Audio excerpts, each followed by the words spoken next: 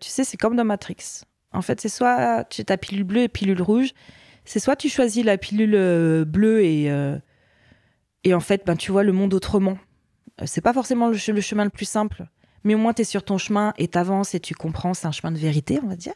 Soit tu prends l'autre pilule et tu restes dans ta vie normale. Sauf que comme t'es pas sur ton chemin, la vie va te mettre des claques de plus en plus fortes.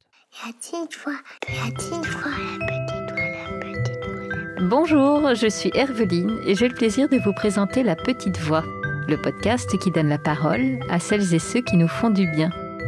Ils sont psy, sophrologues, magnétiseurs ou autres et se consacrent à notre bien-être et à notre développement personnel. Que vous soyez sceptique ou convaincu, vous serez sûrement curieux de leurs histoires. Quel chemin ont-ils parcouru pour choisir ce métier dédié aux autres ? En quoi consiste leur pratique et que leur apporte-t-elle ? Voilà les questions que je vais leur poser lors de ces conversations intimes, sans blabla. Des conversations qui vont nous éclairer, nous inspirer. Si vous aimez ce podcast, dites-le moi avec des étoiles, des bonnes notes et des commentaires sur votre plateforme de podcast favorite. Ça aide vraiment à le faire découvrir à d'autres personnes. Retrouvez-moi aussi sur Facebook, Instagram et YouTube en cherchant simplement La Petite Voix le podcast. Alors, prêt à écouter La Petite Voix pour entendre la vôtre ? La Petite Voix le podcast, c'est parti !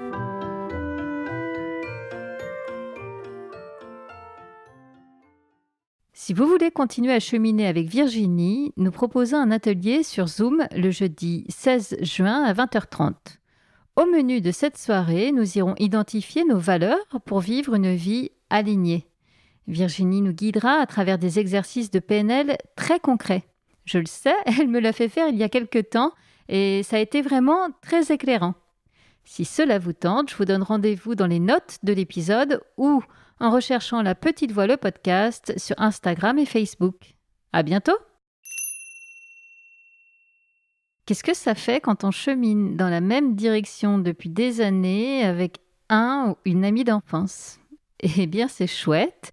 Et cela fait que je reçois aujourd'hui à mon micro Virginie Mathieu, mon amie d'enfance. Virginie n'est pas seulement une amie, elle est aussi coach.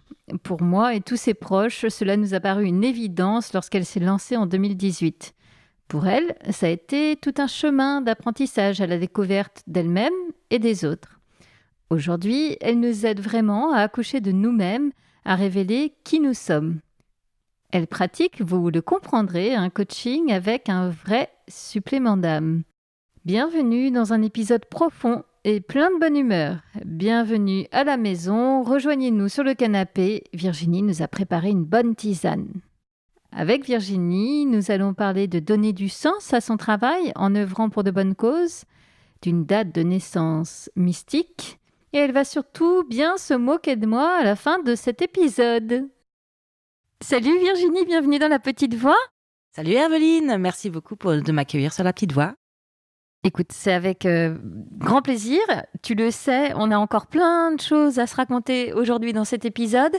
Mais comme tu connais très bien La Petite Voix, tu sais qu'à chaque fois que je commence avec une rapide présentation de mon invité, donc est-ce que tu peux te prêter à l'exercice, s'il te plaît ?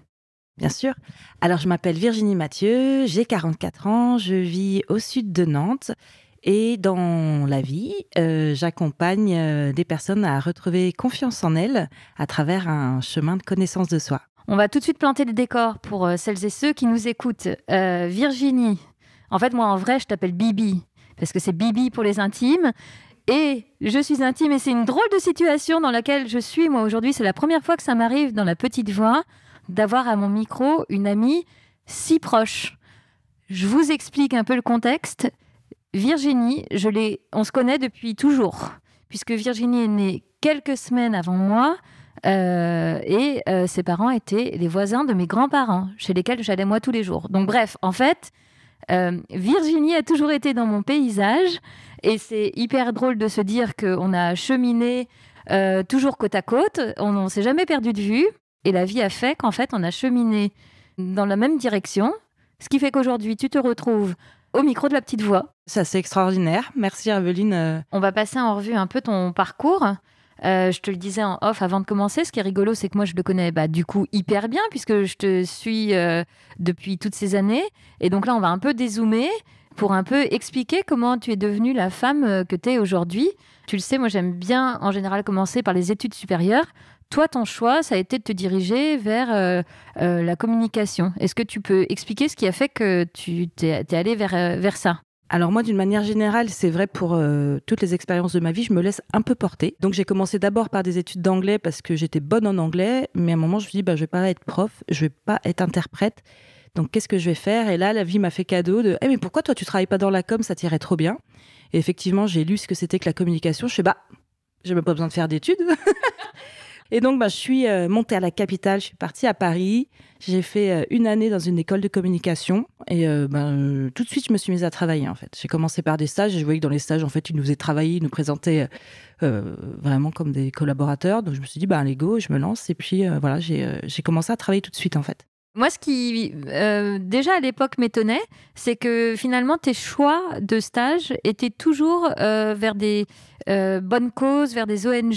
Tu as travaillé pour la Fédération internationale des droits de l'homme, pour Justice for Peace. Enfin, il y avait déjà quelque chose qui t'animait quand même là-dedans. Ouais, alors en fait, je te reprends un peu, Herveline, mais mes premiers stages, justement, c'était pas du tout dans ces milieux-là. Et mon premier job, c'était dans une agence de com où je faisais des relations presse pour des entreprises. Et c'était un peu comme le film L'avocat du diable. Où, en fait, il y avait une section communication de crise.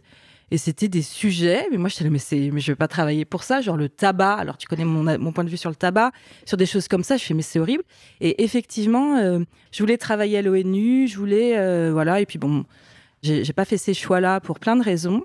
Et en fait, je voulais absolument travailler en ONG. Et en fait, la vie, encore une fois, m'a fait ce cadeau à travers une activité, culturelle que je faisais, de rencontrer en fait la directrice de la communication d'une grosse ONG qui travaille dans les droits de l'homme. Et je suis venue en fait travailler bénévolement parce que c'était possible par rapport à là où j'en étais. Et j'ai vraiment adoré. Je me suis très épanouie. Je travaille sur des projets incroyables. C'est aussi une très grande leçon d'humilité. Parce qu'on rencontre des personnes qui risquent leur vie pour juste défendre les autres. Et en même temps, j'étais là, moi je contribue. Je mets mes compétences au service de mes convictions. Je fais ma part comme je peux et j'ai adoré, voilà. Et puis il y a eu un moment où comme je travaillais bénévolement ou alors j'étais payée en cacahuètes et c'est presque pas une image. Voilà, c'était sympa. Puis à un moment dans ta vie, t'en as marre de faire un business plan pour aller voir ta famille. Et donc j'ai voulu changer. Et ce qui est assez drôle, c'est que la personne avec qui je travaillais, qui était un peu comme mon mentor, m'avait parlé d'une amie qui travaille dans une grande entreprise. Je ne connaissais pas cette entreprise, mais je savais que j'allais travailler dans cette entreprise. Alors là aussi, ça a été un vrai tournant parce que là, je suis rentrée dans un monde. Quand je suis arrivée, on m'a dit « Ouais, il faut que tu sois corporate ». Alors là, moi qui venais de l'ONG où je m'habillais en boubou, j'étais là, ah oui, j'ai bien vu qu'il y avait un uniforme sponsorisé par des grandes marques, je ne citerai pas de nom. Et donc moi, je me sentais complètement à côté de la plaque, j'avais pas du tout les codes. Et en même temps, j'ai travaillé presque 8 ans donc dans un grand groupe du CAC 40. Je travaillais, d'abord, je suis rentrée au mécénat. Donc je travaillais sur justement tous les projets en relation avec des ONG, des programmes humanitaires partout dans le monde, et de mobiliser les équipes sur le terrain pour agir au niveau des communautés. Et puis après, je suis allée dans une autre division du groupe où j'ai mis en place la stratégie de RSE, donc de responsabilité sociétale, donc le développement durable. Là aussi, c'était vraiment génial. Déjà, j'ai rencontré des personnes extraordinaires parce que souvent, quand on parle de l'entreprise, surtout les grandes entreprises, on voit une coquille vide. En fait, on a plein d'images qui nous viennent. Et en fait, une entreprise, c'est plein de gens. Et il y a des gens extraordinaires dans les entreprises, quel que soit leur poste, quel que soit leur âge, des personnes brillantes, des personnes très touchantes, très spirituelles aussi. C'était vraiment une expérience transformante et j'ai vraiment appris énormément de choses. Ce qui est rigolo, c'est que malgré tout, là, tu nous dis, effectivement, ça reste une grande entreprise du CAC 40, donc on imagine avec des enjeux business hyper importants. Mais toi, tu continues de tirer ce fil que tu as tiré dès le début de ta vie pro. Tu le fais dans cette entreprise pour des bonnes causes, encore une fois, à travers le mécénat, la responsabilité sociale de l'entreprise. Il y a vraiment quelque chose qui fait profondément partie de toi et tu retombes toujours sur tes pieds, même dans ce grand groupe. C'est vraiment quelque chose qui est au fond de moi. On pourrait parler de valeurs, de mission, j'aime pas trop ce terme-là, mais de contribuer en fait à faire ma part du mieux que je peux. Et puis moi, j'avais ce sentiment en allant dans l'entreprise de polliniser en fait, parce que dans l'entreprise, il y a les moyens. Et donc en faisant une toute petite action, ça va toucher tellement de personnes, ça va rayonner, qu'en fait, on a énormément d'impact. Donc c'est juste faire ce petit changement qui a un impact énorme.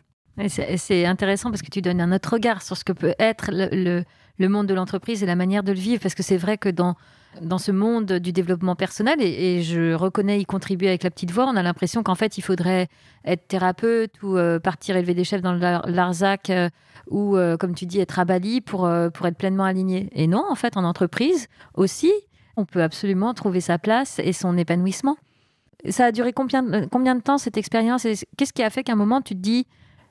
Là, je sens que je tourne une page et je passe à autre chose. Alors déjà, là, j'ai eu la chance aussi dans cette entreprise qui m'a fait un beau cadeau puisque j'ai rencontré mon mari. Donc ça, c'était chouette, c'était une belle histoire. Je ne sais plus quel est le chiffre, mais énormément de personnes se rencontrent sur le lieu de travail. Donc en fait, il y a aussi de très belles histoires dans l'entreprise. Après, je ne veux pas non plus tout idéaliser. Évidemment, il y a encore des choses à changer. Mais l'entreprise est en pleine transformation. Il y a des mutations. Dans les CE, on propose des massages de shiatsu, de la relaxation. Donc en fait, il n'y a pas d'hypocrisie. En fait, voilà, on est tous dans un chemin de progrès continu. Et donc, qu'est-ce qui a fait que j'ai changé? Déjà, je plafonnais un petit peu là où j'étais. Et puis, j'avais eu mon premier enfant. Et en fait, moi, être à Paris avec mon enfant, mon mari étant aussi de province, comme on dit, moi, je ne voyais pas mon enfant le sortir au parc comme tu sors ton chien. Moi, ça me rendait complètement dingue. Je ne voulais pas de cette vie-là, en fait. Et donc, je suis tombée enceinte de mon deuxième enfant. Je me suis inscrite à la maternité à Nantes. Et je dis, on a 9 mois pour partir. Et donc, en faisant ça, tu décides de faire un retour aux sources. Parce que aller vivre en province, c'est une chose. Tu aurais pu venir à Lyon, à Lille. Et en fait, non, tu dis, on rentre entre guillemets, à Nantes, c'est-à-dire là où tu es né, tu as grandi et là où est encore ta famille. On en avait pas mal discuté avec mon mari de là où on voulait atterrir. Et puis, en fait, comme ma grossesse et la naissance de ma fille avaient été assez compliquées, je préférais être avec des personnes que je connais pour être accompagnée.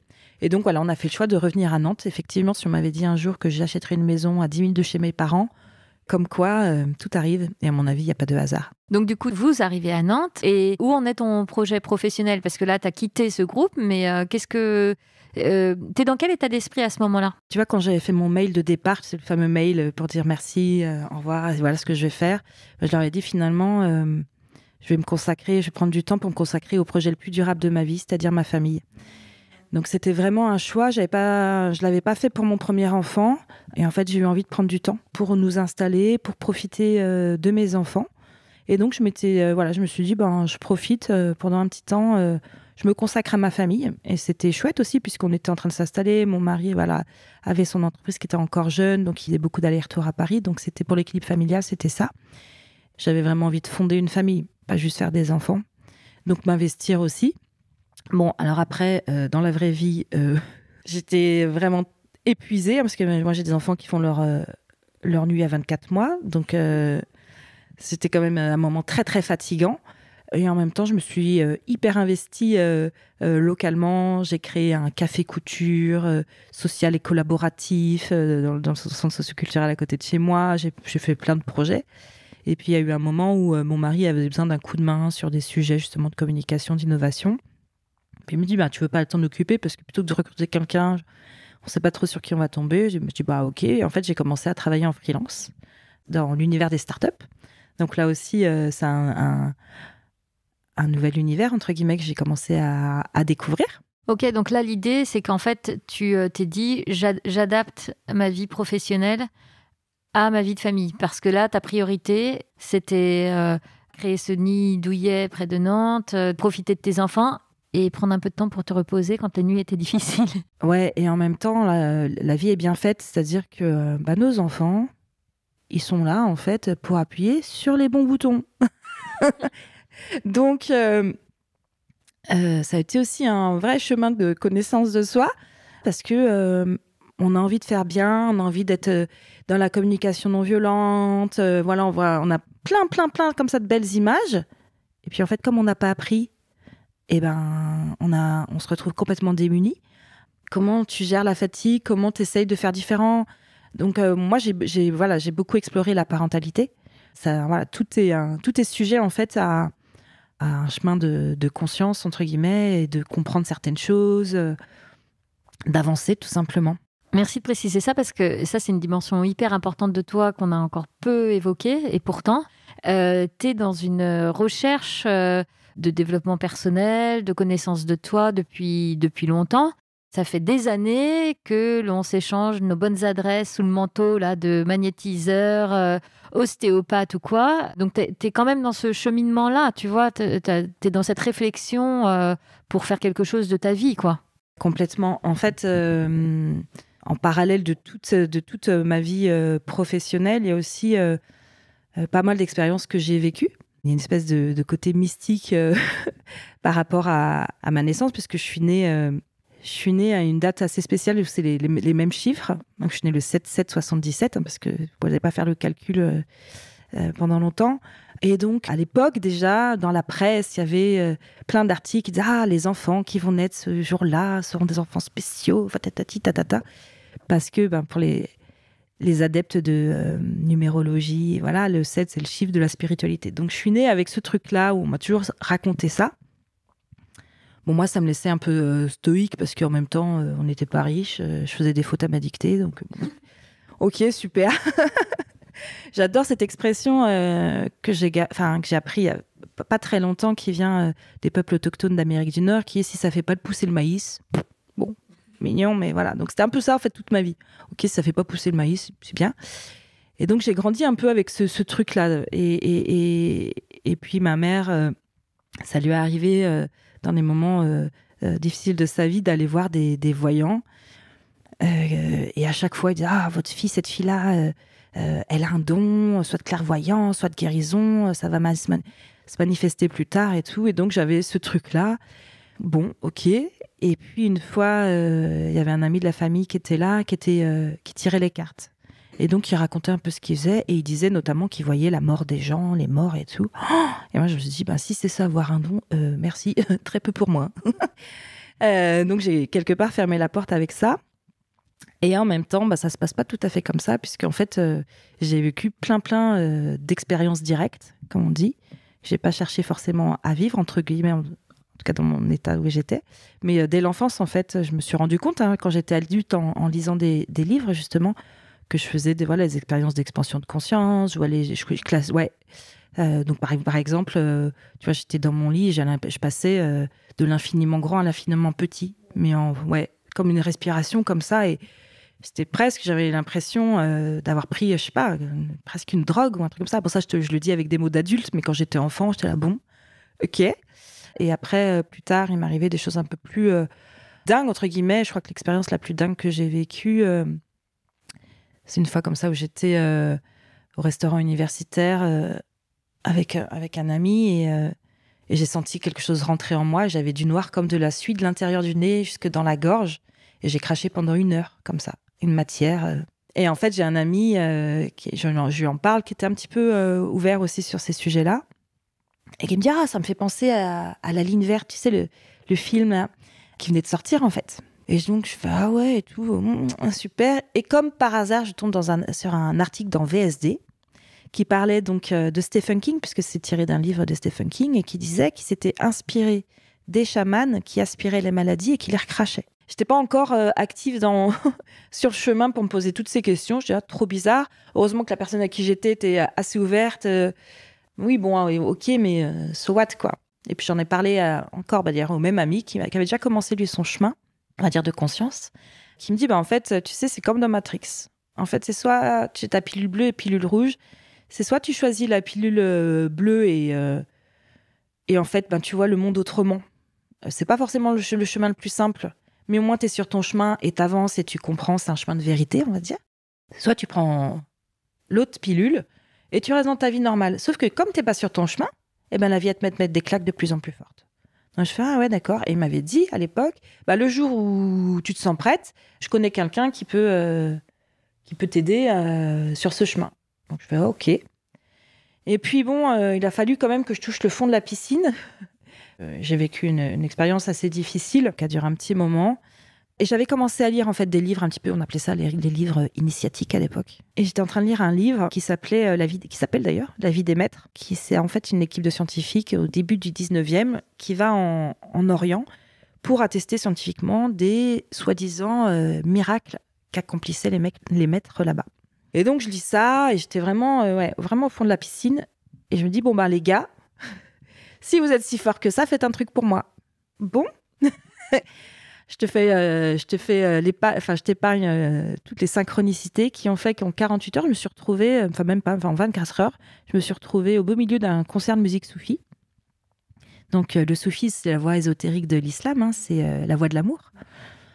Et donc, en fait, j'ai vécu une extase, vraiment. Je suis sortie de mon corps, je pleurais, je tremblais, mais je pleurais pas de chagrin, je pleurais de beauté, de béatitude, d'amour. Enfin, j'ai ressenti vraiment... j'étais en transe en fait. Et donc je suis redescendue, entre guillemets, je suis rentrée chez moi, j'ai repris mon livre, je suis merci les gars, je crois que j'ai compris. Et donc j'ai appelé mon ami, je dis je crois que c'est bon, je suis prête, donne-moi le numéro de la personne dont tu m'as parlé. Et donc ça c'était il y a 18 ans. Et donc j'ai fait un peu le point avec cette personne et je me rappelle la première chose que je dis, je dis je sais que je sais, mais je sais pas ce que je sais. En fait, c'est comme si j'avais plein de pièces de puzzle et puis avec l'expérience, j'en acquiers de plus en plus, mais j'ai pas l'image qui compose le truc. Donc tu fais ton puzzle, tu ramasses des bouts, mais tu sais pas exactement. Et j'ai commencé à comprendre certaines choses de plus en plus et puis d'avancer. C'est comme si on mettait un petit ange qui fait le ménage dans une maison. Le problème, c'est que quand il a fini de nettoyer une pièce, il y a potentiellement une nouvelle porte qui apparaît. Et donc voilà. Donc merci déjà de parler comme ça de ton chemin. En fait, ce qui est rigolo, c'est que moi, je l'ai vu, ce chemin de l'extérieur.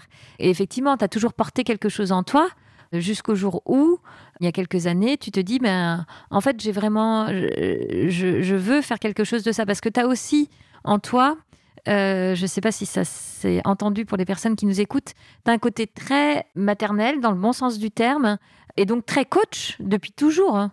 Donc, à quel moment de cette fibre-là qui était tellement en toi, tu t'es dit, mais finalement, est-ce que c'est pas ça que j'ai envie de faire de ma vie ? Ça va sans doute faire rire, mais mes collègues déjà m'appelaient coach en tout. D'ailleurs, quand j'ai dit que j'étais coach, ils m'ont dit, évidemment, on le savait déjà, t'étais pas déjà coach. Enfin bon, bref. Si j'ai appris quand même que c'était un vrai métier. En fait, ce qui s'est passé, c'est que j'ai fait pas mal de chemin par rapport à mes lignées, à la naissance de ma fille. Et donc, j'ai fait pas mal de travail, en fait, en psychogénéalogie, remettre un peu des choses dans l'ordre. Et puis, on s'est mariés avec mon mari. Je me suis dit, maintenant, les enfants, je m'étais toujours dit que jusqu'à ce qu'ils soient en primaire, c'était ma priorité. Et qu'après, c'était moi. Donc, je dis, maintenant, c'est moi. Mais alors, je fais quoi ? J'avais plein de personnes que j'avais rencontrées qui étaient déjà thérapeutes, qui me disaient, mais qu'est-ce que tu fais ? Mais qu'est-ce que t'attends ? Mais attends, t'as tout ça et tu fais rien. J'avais rencontré un chaman, ça m'attirait pas plus que ça. Et en fait, du coup, ce que j'ai fait, c'est que j'ai contacté une médium. Et donc, je voulais savoir si déjà tout le travail que j'avais fait par rapport à mes lignées, c'était OK, tout ça. Donc, j'avais listé toutes les questions que j'avais à lui poser. Et puis, mais volontairement, j'avais pas parlé de ma voie professionnelle. Je me suis dit, tiens, si ça se présente, c'est voilà. Et puis, donc, à un moment, elle me dit, mais vous faites quoi dans la vie, là ? Parce que... Donc, j'ai botté un peu en touche. Je dis, je travaille dans la communication, l'innovation. Elle me dit, non, mais vous n'êtes pas à votre place, vous pourriez faire tellement plus. Et là, elle me dit, si vous voulez, on fait une séance avec votre guide et on va voir. Et là, on fait une séance avec le guide. Et là, il me dit, coaching, ça vous parle, coaching ? Alors, j'ai éclaté de rire. Parce que de la même façon que quand j'ai lu ce que c'était que la communication, quand j'ai lu ce que c'était que le coaching, il y a longtemps déjà, je m'étais complètement reconnue dans le profil. Et donc, je dis, oui, ça me parle. Et en fait, après, encore une fois, ça a été d'une synchronicité dingue. Et donc, j'ai fait une formation de coaching, mais c'est un coaching assez spécifique. Le coaching, ça va me permettre de donner un cadre, et un cadre suffisamment large pour que je puisse offrir, j'adore cette expression, tu sais que j'aime beaucoup nos cousins québécois, et ils ont vraiment des expressions géniales. Et il parle de médecine, en fait. Ta médecine, c'est vraiment ce que tu as à offrir au monde. On ne parle pas du tout de médecine, de médecin, je vous rassure. C'est vraiment ce truc-là que tu as à offrir au monde. On a tous notre médecine. Et donc, moi, c'était vraiment avoir un cadre suffisamment large pour offrir ma médecine. Donc, en 2018, je me forme à ce coaching qui est le coaching dit génératif. Pourquoi génératif ? Parce qu'en fait, grâce à la PNL, la programmation neurolinguistique, en fait, moi, j'aime bien dire ça comme ça. En fait, on baisse le volume du mental pour augmenter le volume de cet espace intérieur de créativité, pour en fait laisser émerger ce qu'il y a à cet endroit-là. Et donc, on lâche complètement le mental et on se fait souvent surprendre par ce qui vient de cet endroit-là. Et donc, on génère quelque chose de nouveau.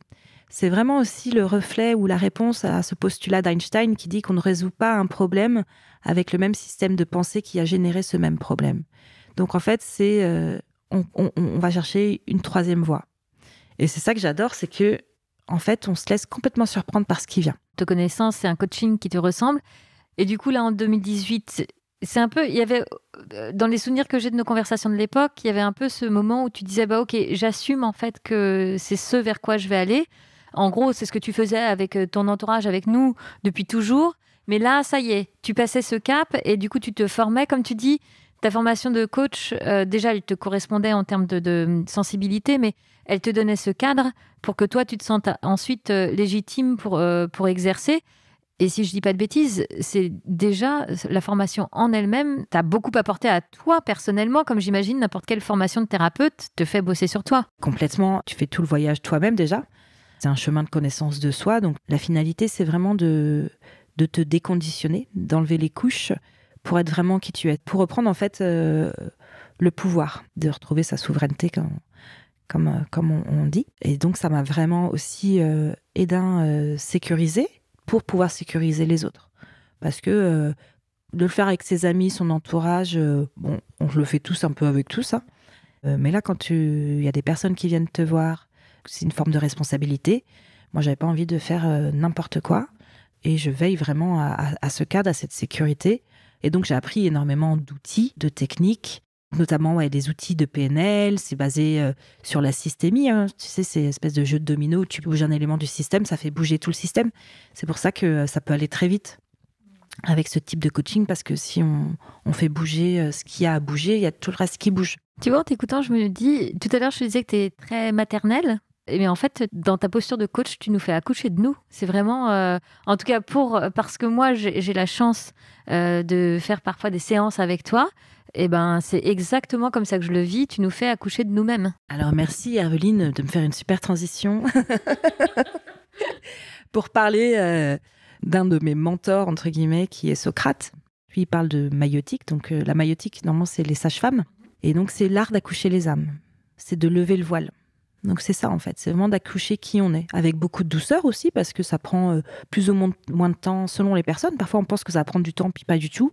Et à l'inverse, on se rend compte qu'on enlève une couche, puis il y en a encore une autre. C'est un peu comme un oignon. Moi j'aime bien, dans le coaching, moi je vois les personnes en fait comme un espèce d'oignon dans lequel il y a un grand diamant. Alors je dis bien diamant parce que en fait on n'est pas une seule chose. Un diamant ça a plein de facettes. Et on peut être plein de choses. C'est pas se déconditionner pour devenir autre chose, parce que c'est d'autres croyances, c'est d'autres conditionnements. C'est se dire, je peux être plein de choses et je choisis d'être qui j'ai envie d'être. Aujourd'hui, donc ça fait maintenant 4 ans que tu accompagnes des personnes. Dans ton accompagnement, finalement, est-ce qu'il y a une thématique qui revient régulièrement, ou est-ce que toi, il y a une thématique sur laquelle tu aimes plus travailler ? Comment ça se passe, cet accompagnement ? Je me suis rendu compte que finalement, le dénominateur commun des personnes que j'accompagne, c'est vraiment le sujet de la confiance en soi. Puisque finalement, quand on a confiance en soi, on a le pouvoir, en fait. On a le pouvoir d'être qui on est, de faire des choix qui sont alignés. Encore faut-il savoir avec quoi on a envie de les aligner. Et donc, tout ça, ça se fait par ce chemin de connaissance de soi. Moi, je vois ça un peu comme un voyage. En fait, au début, on fixe justement le cap de ce voyage. Certains appelleraient ça un objectif. Moi, j'aime bien parler de cap. Et en même temps, on va aller voir un petit peu comment la personne s'est construite. C'est quoi le personnage qu'elle s'est construit avec toutes ses couches, avec tous ses conditionnements ? Parce qu'on arrive tous, en fait, avec tous nos potentiels quand on est un tout bébé, tout frais, tout neuf. Mais on arrive dans une famille, dans un environnement, toutes nos expériences, nos copains, nos copines, nos collègues, nos managers, nous façonnent, en fait, nous mettent des couches. Et donc, on se crée ce personnage. Et quand je suis en capacité d'observer ce personnage, eh bien, ce moi qui observe, ce n'est plus le personnage. Donc, qui c'est ? On l'apprivoise, entre guillemets. On réussit à retrouver l'autorité. Et on reprend le pouvoir. C'est aussi ce qu'on appelle retrouver sa souveraineté. Et je choisis où je vais. Quand je dis oui, je dis pas oui pour faire plaisir. Quand je dis non, je dis pas non pour embêter la personne. C'est un vrai oui, c'est un vrai non. Et ça, c'est vraiment transformant. J'ai pas de projet pour la personne. Je sais jamais ce qu'on va faire pendant une séance. J'ai des idées, sans doute. Mais on fait aussi avec ce qui est vivant entre les séances parce que tout parle de soi. Chaque expérience, chaque dispute qu'on peut avoir avec une collègue ou avec son manager vient parler de nos filtres, de notre carte du monde, ça parle de nous en fait. Et donc ça, on s'en sert, on va apprendre encore des choses et encore laisser déposer une couche. Cet accompagnement-là que tu fais à nous révéler de nous-mêmes, tu l'adaptes aussi dans ce monde que tu as connu, du coup, en entreprise. Et c'est hyper intéressant de voir, encore une fois, quelle humanité tu amènes à l'entreprise et comment tu peux faire vivre les équipes à travers le coaching. Oui, j'interviens en entreprise, alors soit pour accompagner des personnes en individuel. Là, c'est un peu les mêmes sujets parce que vie perso, vie pro, en fait, c'est la vie. Hein, et on se réaligne encore une fois sur qui on est et comment on peut être qui on est dans son travail. Et puis, il y a aussi le coaching d'équipe, et ça, vraiment, j'adore, puisque j'accompagne des équipes sur différents sujets. Mais encore une fois, j'ai vraiment pris le temps d'analyser un petit peu. Et pareil, le dénominateur commun, c'est la confiance. Et comment on crée de la confiance ? C'est justement en sachant mieux qui on est dans l'entreprise. C'est vraiment passer de l'individu au service du collectif.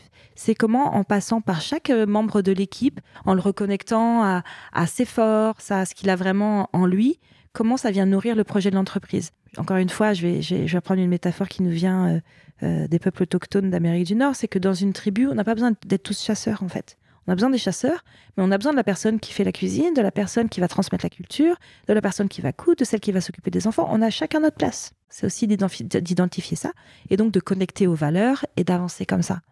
Et là, ça réaligne en fait toute l'équipe au projet de l'entreprise, aux valeurs, voilà. Alors, tu l'as évoqué déjà tout à l'heure, il y a quand même un supplément d'âme, j'ai envie de dire, dans ton coaching, qui est cette intuition. Est-ce que je peux dire le mot de médiumnité ? Parce que je rigole en te disant ça, parce que c'est un sujet dont on parle depuis longtemps, et en particulier depuis plusieurs mois. C'est amusant comme ce don que tu as, puisque c'est de ça dont il s'agit. Ça a été difficile de l'amener... Ça n'a pas été difficile, si je comprends bien, de l'amener dans ta pratique, mais en tout cas de l'assumer, de le dire haut et fort, alors que c'est pleinement là, et tant mieux, parce que ça participe vraiment à ton accompagnement. Ouais, alors Herveline, on peut le dire, ça y est, j'ai fait mon coming out spirituel, comme on dit. Hein. Oui, alors médiumnité, encore une fois, pour moi, c'est pas une fin en soi, c'est une capacité, et c'est une capacité qu'on a tous. Moi, je vois ça un peu comme le bouton Wi-Fi. On l'a tous. Alors, il y a des personnes qui naissent avec le bouton allumé avec 5 barres. Ils captent hyper bien. Il y en a d'autres qui vont passer leur vie sans se rendre même compte qu'ils ont le bouton Wi-Fi, donc ils vont pas appuyer dessus. Puis il y en a d'autres, ça dépend, ça capte pas. Ouais, c'est une part d'intuition. En fait, ça a été tout un chemin pour l'assumer, puisque en fait, comme je disais un petit peu tout à l'heure, j'ai beaucoup banalisé en fait. Donc voilà, je me suis rendu compte, notamment quand je parle avec d'autres personnes et que je leur raconte un peu toutes les expériences incroyables qui me sont arrivées, qui disent mais attends, quand même, voilà, les personnes elles sont assez interloquées. Moi, je dis oh bon, et les personnes, j'ai même des amis qui sont un peu moqués de moi, disent oui t'as raison, c'est tout le monde qui fait ça. Donc j'avais du mal à l'assumer, et en même temps, souvent en démarrant un coaching, est-ce que je me suis posé la question de comment j'en parle, puisque je peux pas non plus demander aux gens d'être qui ils sont si moi-même je suis pas qui je suis. L'authenticité, c'est quand même quelque chose qui est une des valeurs qui est importante pour moi. Et souvent, en début d'accompagnement, c'est ce que je dis. Je dis, voilà, moi je suis formée au coaching, j'utilise tel outil, ça se passe comme ça. Après, il y a aussi le chemin que j'ai marché, qui fait que j'ai vécu plein d'expériences différentes et que parfois je partage, voilà, sur la parentalité. Ça arrive super souvent que je partage, moi, les outils qui m'ont aidé concrètement, voilà. Et puis, il y a, entre guillemets, qui je suis intrinsèquement, qui font que, voilà, j'ai une partie de moi qui est connectée et que parfois, j'ai des intuitions. Et ce que je dis aux personnes, c'est que, attention, je partage ça, c'est ma vérité. Si ça résonne, c'est super si ça te fait avancer. Si ça résonne pas, c'est pas grave. Il y a 7 milliards d'individus, 5 milliards de vérités.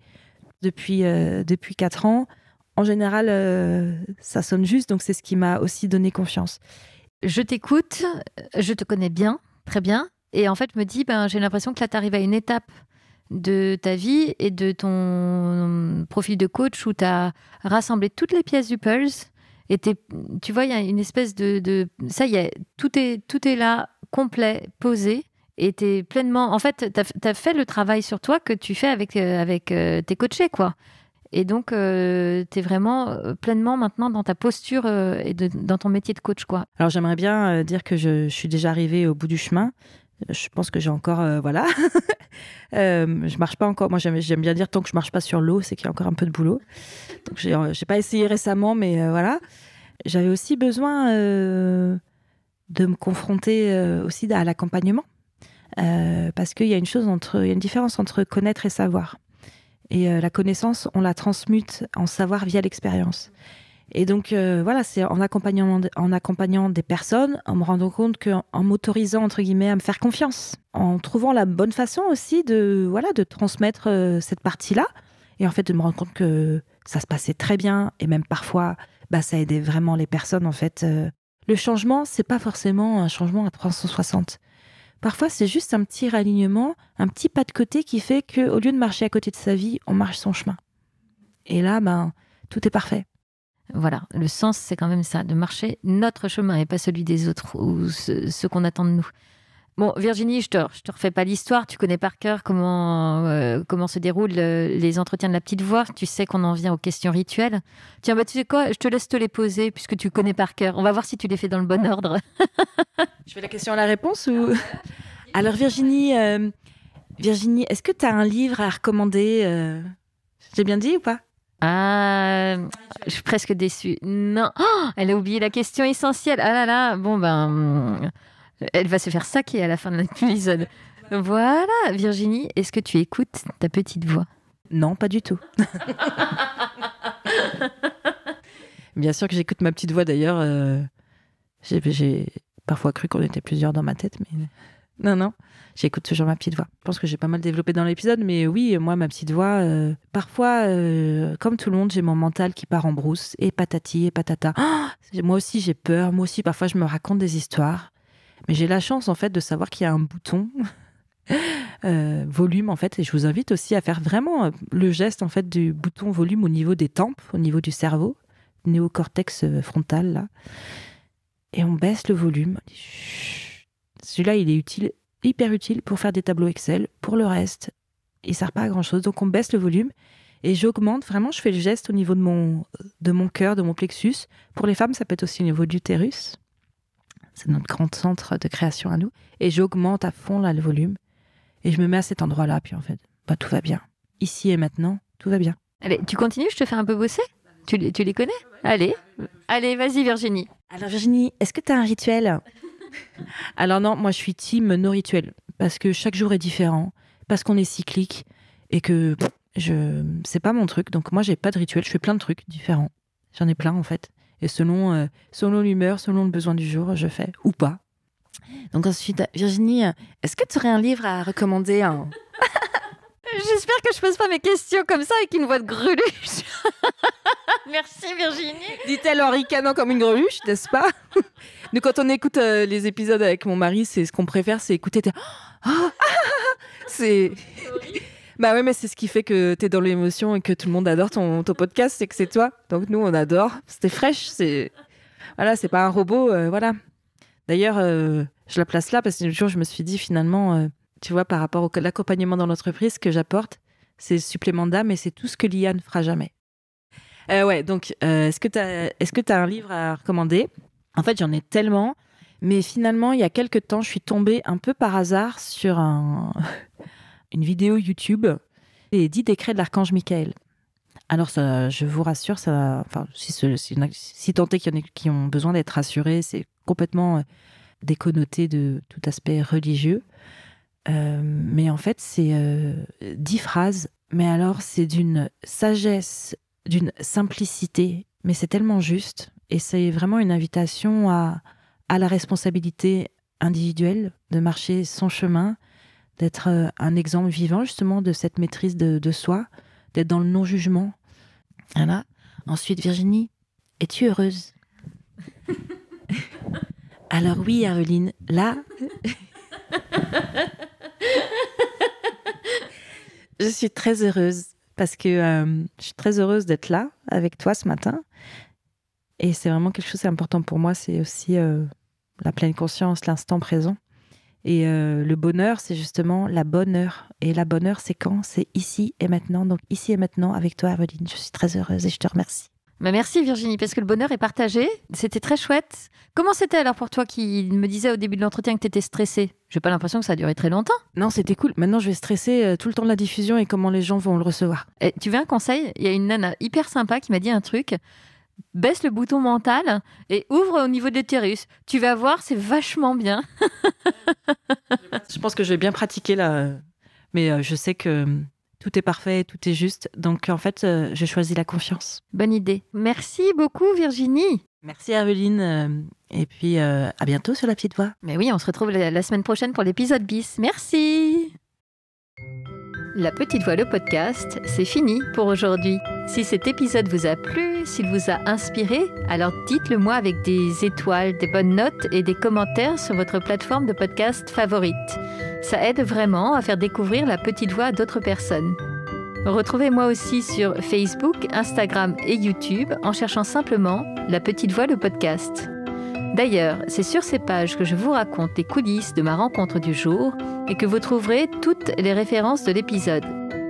Une dernière chose qui me tient vraiment à cœur, je serais ravie d'échanger avec vous sur vos impressions, de recevoir vos questions et vos suggestions sur les invités que vous aimeriez entendre. Alors, n'hésitez pas à m'écrire. Merci beaucoup et à bientôt sur La Petite Voix.